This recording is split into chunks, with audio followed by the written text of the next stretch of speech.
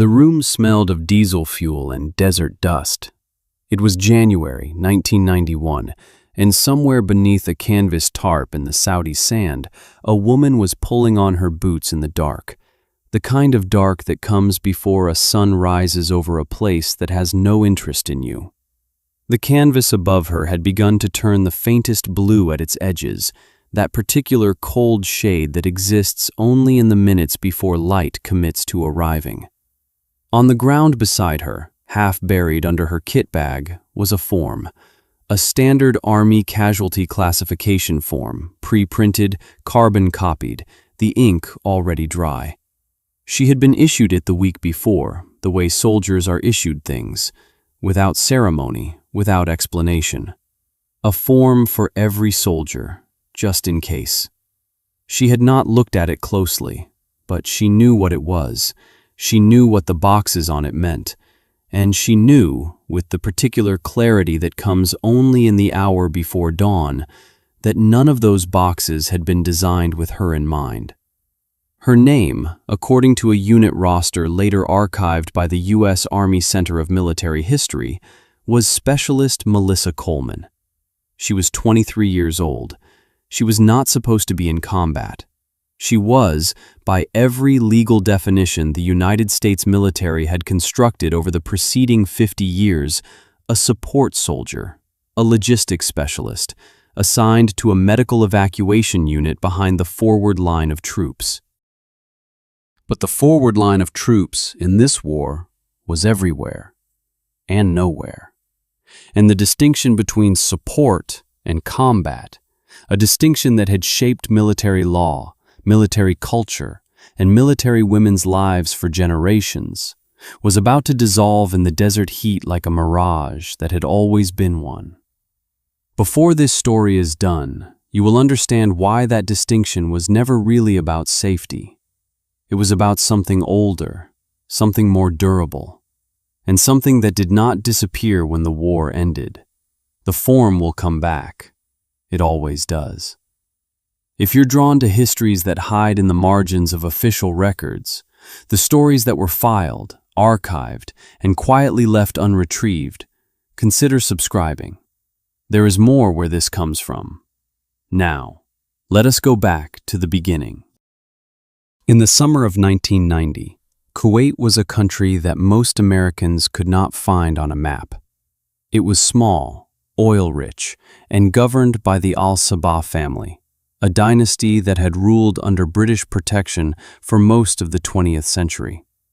On the 2nd of August, Iraqi forces under Saddam Hussein crossed the border in the pre-dawn hours and, within 12 hours, had effectively seized the country entire. The international response was swift, diplomatically at least. The United Nations Security Council passed Resolution 660 the same day, condemning the invasion.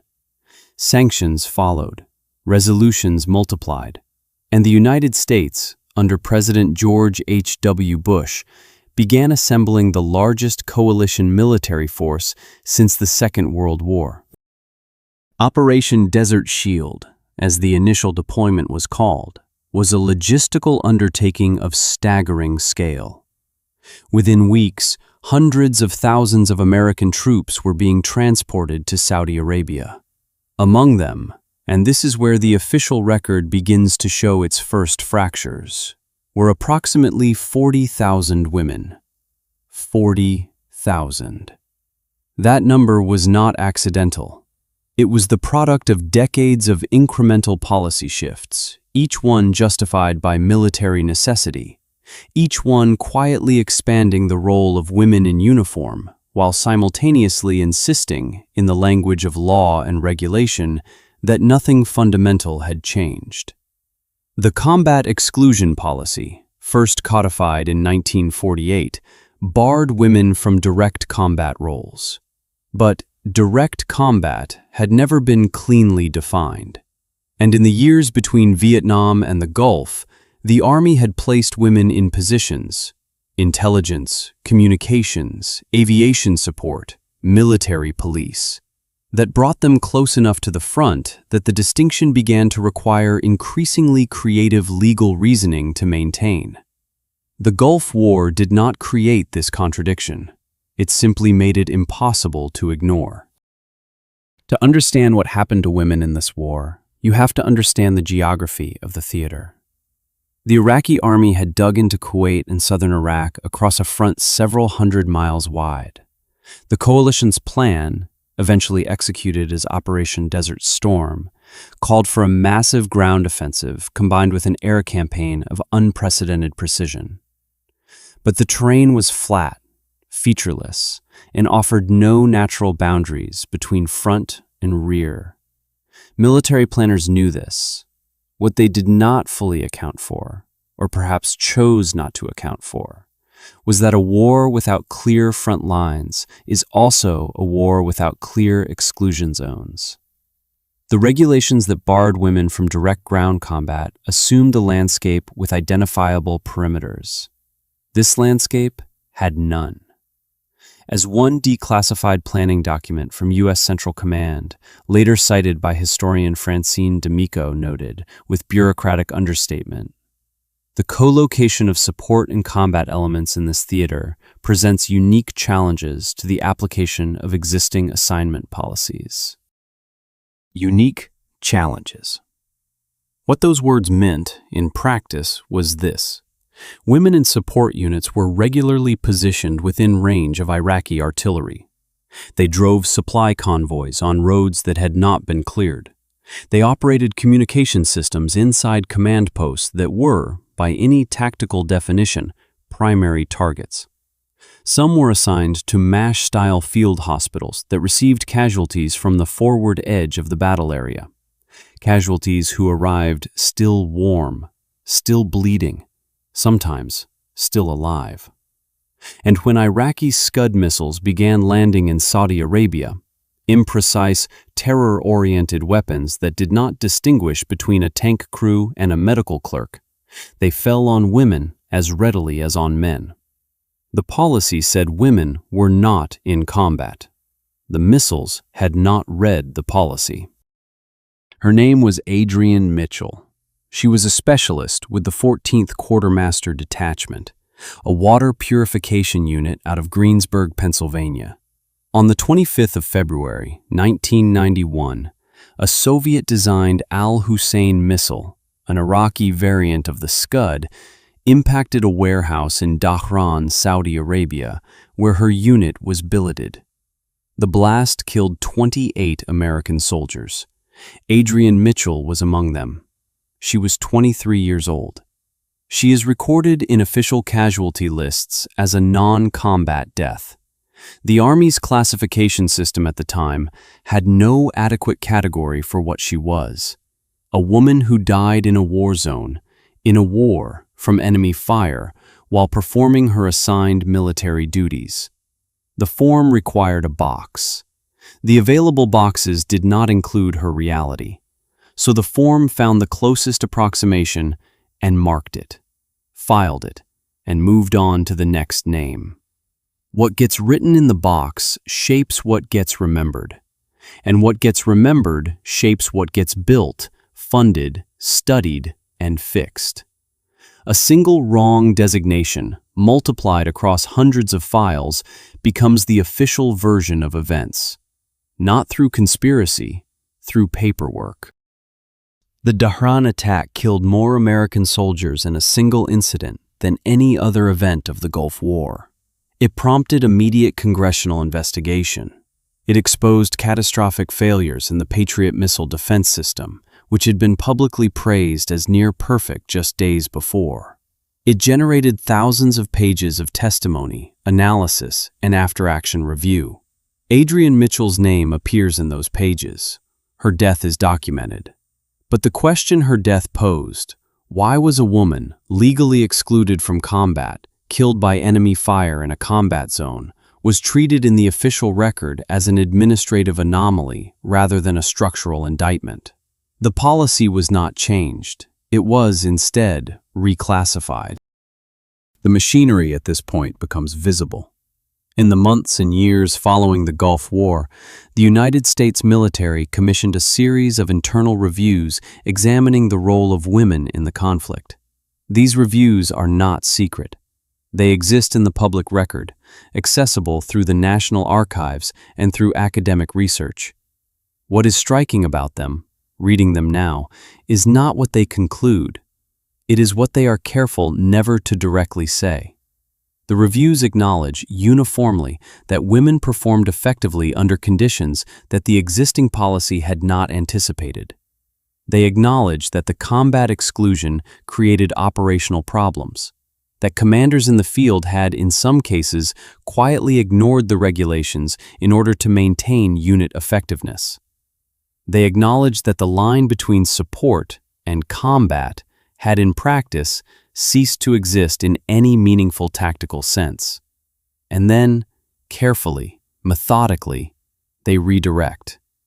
The question shifts from, was the policy accurate, to how do we preserve the policy while accommodating the reality? The language becomes architectural. Women were collocated with combat units rather than assigned to them. Exposure to fire was incidental rather than direct. Positions were near the forward line rather than on it. These are not accidents of phrasing. This is bureaucratic precision. Every word in those documents was chosen by someone who understood exactly what the words were doing. The form, always the form, had to be preserved, even when the reality it was meant to describe had long since stopped matching it. The combat exclusion policy was not a description of reality. It was a management tool. And in 1991, the management decision was to keep it. The question worth sitting with is not whether those officials were cynical or sincere. History suggests they were probably both. The question is what the preservation of that policy cost and who paid.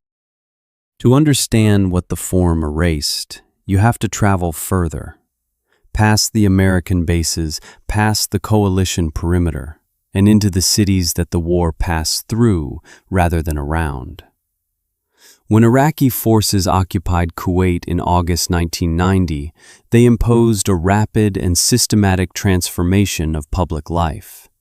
Schools closed. Civil institutions were dismantled or repurposed.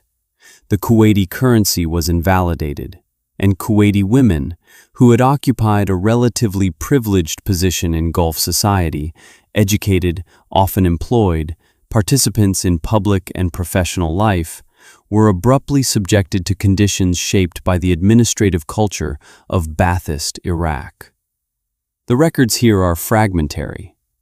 Many Kuwaiti families fled during the occupation. Those who remained were largely cut off from outside documentation. But the accounts that did emerge, through Amnesty International reports, through testimony gathered by Human Rights Watch in the aftermath, through accounts published by Kuwaiti women themselves in the years following liberation, describe a period of systematic terror that touched every dimension of civilian life. Among the women who stayed was one whose account was later compiled into a Human Rights Watch report, published in 1992. Her name is not used in the document. She is identified only as a professional woman, mid-30s, resident of Kuwait City. She describes being turned back at a checkpoint 3 times in 1 week while attempting to reach her workplace. On the 4th attempt, she was detained. The next entry in her account skips forward by 11 days, without explanation. The report's editors note, in a footnote, that she declined to describe the intervening period in detail, and that her account was consistent with others collected during the same research period. The footnote ends there. The form moves on. Women who attempted to organize resistance were tracked through neighborhood informant networks that the occupation forces assembled within weeks of arrival. The Iraqi administrative documents seized after liberation, analyzed by coalition intelligence teams, and later summarized in declassified U.S. Defense Intelligence Agency reports, cataloged individuals using occupation registration numbers rather than names. Subject 4471, female, detained September 14th, transferred. The transferred to field is blank. The records of what happened between detention and release were either destroyed during the withdrawal or were never created. Human rights organizations documented cases of sexual violence used as an instrument of occupation control. Kuwaiti physicians who treated women in the aftermath compiled what evidence they could, but the evidentiary chain was repeatedly disrupted. No independent judiciary, no secure medical record system, no neutral witnesses withstanding. The subsequent reports acknowledge, with the careful language of investigators who know they cannot prove what they strongly believe, that the scale of what occurred remains uncertain and likely undercounted. What was counted, in the end, was what the liberation narrative required. Kuwait was freed. The coalition had succeeded. Saddam Hussein had been repelled. The suffering of Kuwaiti women during the occupation became a prologue, evidence of Iraqi brutality, useful for framing the moral stakes of the war, rather than a story with its own center of gravity. Their names were not erased.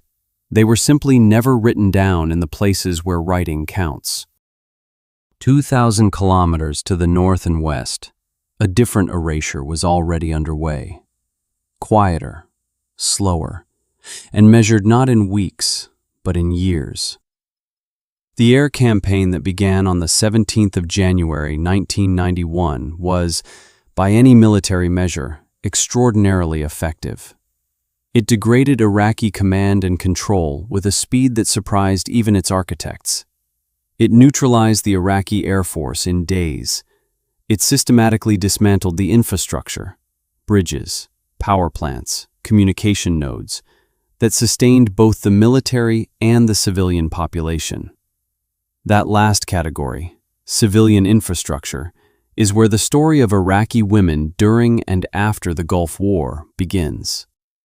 The electrical grid, which powered not only homes but water treatment plants, sewage systems, and hospitals, was reduced to roughly 4% of its pre-war capacity by the end of the air campaign. A Harvard medical team that entered Iraq in May 1991, 3 months after the ceasefire, documented the conditions they found. Their report, published in the New England Journal of Medicine, described hospitals operating without reliable electricity, water treatment facilities offline, and pediatric wards facing conditions the team characterized as consistent with those in severely impoverished nations. Consider a woman named Fatima, a composite figure drawn from oral histories collected by aid organizations between 1991 and 1994, representative of conditions documented across southern Iraqi cities. She is in her late 30s. She has 3 children. Before the war, she worked as a school administrator. After the war, the school had no power. The hospital, 2 kilometers away, had no reliable water. Her husband had been conscripted and had not returned. Every morning, she walked 40 minutes to a distribution point to collect water in plastic containers. Every afternoon, she walked back. The weight of the containers, sustained across weeks, produced a chronic injury to her right shoulder that she could not afford to treat, because the clinic that might have treated it was operating on emergency generator power 4 hours per day and was triaging accordingly. Her name does not appear in any official document. What appears in the Oil for Food program intake records from 1997 is a household registration number and a dependency count. 4 persons, 1 adult female head of household, 3 dependents under 10. In societies organized around traditional gender roles, and Iraq in 1991 was such a society, the degradation of civilian infrastructure falls disproportionately on women. Water must be carried. Meals must be prepared without power. Medical care for children must be obtained, somehow, from a system that is barely functional. These are not abstract burdens. They are hourly, physical, accumulating. The subsequent sanctions regime, maintained from 1991 through 2003, compounded these conditions across more than a decade. The United Nations' own data, analyzed by independent researchers over the following years, documented sustained elevation in child mortality rates throughout the sanctions period. The women who watched their children deteriorate in underpowered hospitals, who carried water from contaminated sources, who navigated a collapsed public health system for 12 years. They do not appear in the victory speeches. They do not appear in the retrospective documentaries about precision warfare and surgical strikes. They appear in aid intake forms, in dependency counts, in footnotes that no one was required to read. The ceasefire came. The forms were filed. And the women who had worn American uniforms came home to a country that was not sure what to do with them. What followed was a process the institution called reckoning. Congressional hearings were convened. The Presidential Commission on the Assignment of Women in the Armed Forces was established. Testimony was gathered. Reports were written. The United States military turned, as it always does after a war, to the task of deciding what the war had meant. What emerged from this process, slowly, unevenly, over the following decades, was a series of incremental policy changes that gradually, formally, acknowledged what had been true in practice since at least 1991. In 1993, the ban on women in combat aviation was lifted. In 1994, the direct ground combat definition and assignment rule was revised. In 2013, the Pentagon formally announced that all combat roles would be open to women, with full implementation completed by 2016. These changes are real. They represent a genuine expansion of opportunity and a formal acknowledgement that the previous structure was indefensible. They should be recognized as such. But read the timeline carefully. From the moment Adrienne Mitchell died in Dhahran to the moment her successors were formally authorized to serve in the roles that reflected their actual risk, 25 years passed. 25 years during which women continued to be deployed into conditions indistinguishable from combat while being classified, for legal and administrative purposes, as something other than combat soldiers. 25 years during which that classification shaped promotion pathways, training resources, equipment design, medical research, and institutional culture. 25 years during which the forms said one thing and the desert said another. The equipment question alone is worth pausing on. Body armor, for most of those 25 years, was designed for male body dimensions. Vehicles were engineered with male anthropometric data as the baseline. Medical protocols for field treatment were developed from research conducted predominantly on male subjects. Women in those environments did not simply face additional bureaucratic obstacles. They faced additional physical risk, real, measurable, documented risk, imposed by the mismatch between the bodies the system was designed for and the bodies actually doing the work. The after-action review process documented some of this, not all of it. The documentation is, characteristically, careful about what it is careful about. There is a letter in the collection of the Women's Memorial Archive in Washington, D.C. It was written by a sergeant. Her name is withheld in the publicly accessible version. Sometime in February 1991, during the ground campaign. The letter is addressed to her mother. It was never sent. It was found among her personal effects when her unit returned to the United States, and it was donated to the archive by her family. The archive's catalog description is spare. Personal correspondence, unsent, Gulf War era, female soldier, branch withheld.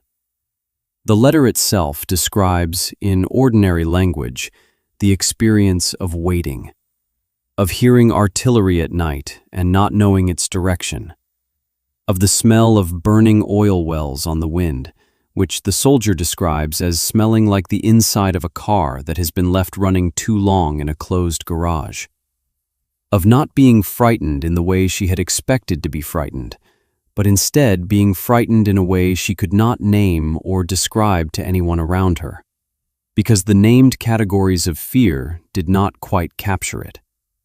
What she describes, without using the clinical term, is the specific dread of existing in a system that has not decided what you are. She is there. She is performing her duties. She is, by every observable measure, a soldier in a war.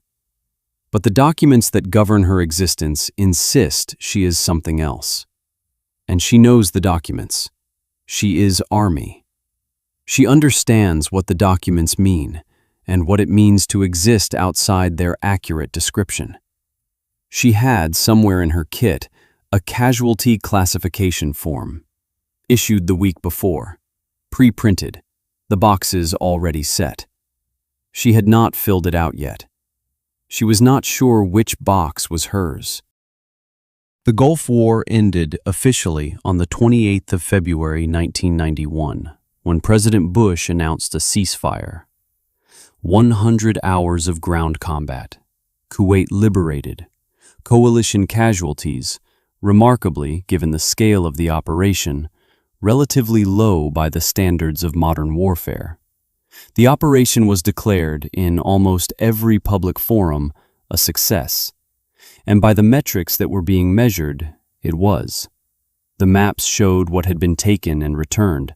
The casualty figures were tabulated. The after-action reports were bound and distributed. By every instrument the system had designed to record a war, the record was clean. The metrics that were not being measured, the health outcomes of Iraqi civilians under a decade of sanctions, the long-term consequences for veterans exposed to burning oil wells and degraded munitions, the career impacts on women who had served in everything but name as combat soldiers. These were not absent from the record because they did not exist. They were absent because measuring them would have required acknowledging what they were measuring. The Gulf War established the template for what modern warfare would look like.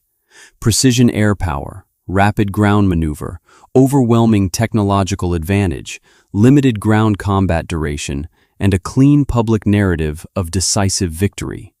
That template has been exported to every major American military engagement since, applied with confidence, and with consequences that the template was never designed to account for. What the template also established, though this is rarely included in the doctrinal lessons learned, was the management of whose experience counts as the experience of war. The smart bombs that hit their targets precisely were photographed, documented, and shown on television. The women who drove through unsecured territory at night to deliver the fuel that kept those aircraft flying were classified, administratively, as not having been in danger. There are things that did not make it into the after-action reports. The body armor that did not fit. The shoulder injuries sustained from carrying water containers that no one recorded as war-related. The casualty classification form, filed under the wrong box, carbon copied and archived in a folder that requires a specific document number to retrieve, a number that, in several cases documented by military historians in the years since, does not appear in the corresponding index. The form exists, the index entry does not. A small discrepancy, the kind that accumulates quietly over decades until the official record and the actual record are separated by a distance that no single correction can close. And yet, the letter is in the archive. The Human Rights Watch report is in print.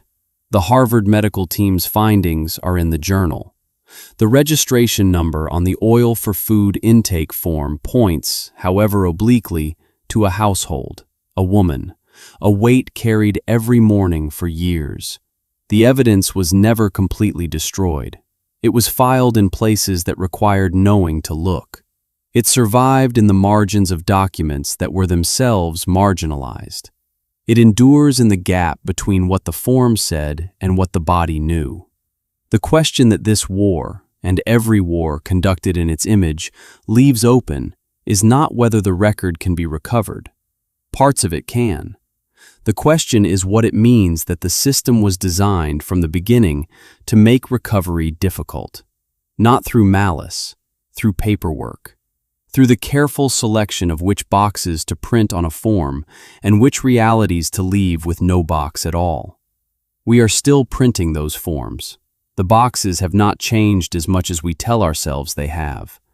And somewhere, right now, someone is being issued one, without ceremony, without explanation, and is trying to figure out which box is hers.